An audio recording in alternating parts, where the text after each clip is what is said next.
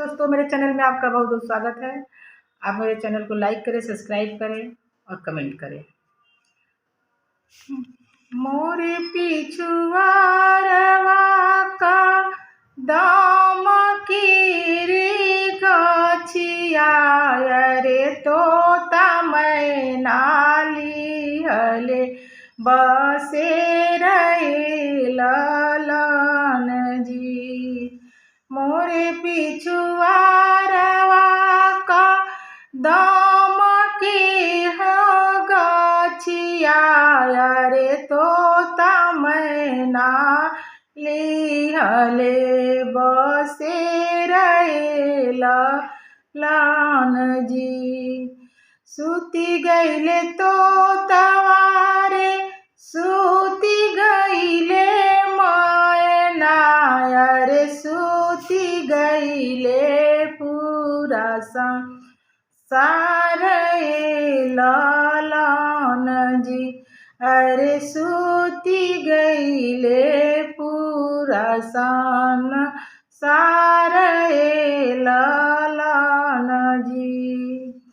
एक नाही सूतले बेटी के पापा हो जिनका दहेजवा के सोचे ललन जी।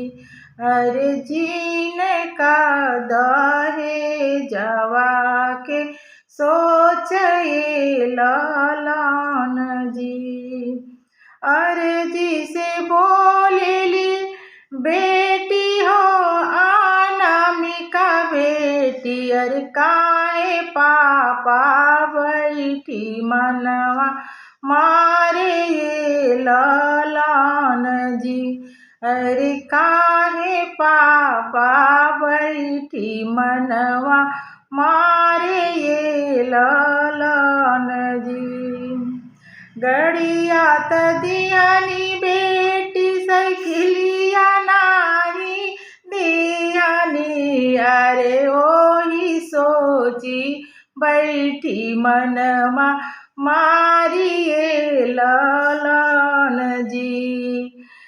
बाइकवा त दिहानी बेटी मारुतिया नाही दिहानी अरे ओही सोचे बैठी मनवा मारिए ललन जी।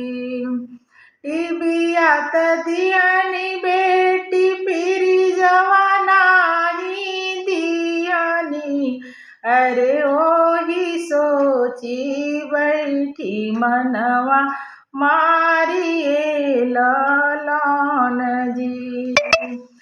समानवा त दिहानी बेटी रुपया नाही दिहानी अरे ओही सोची बैठी मनवा मारिए ललन जी।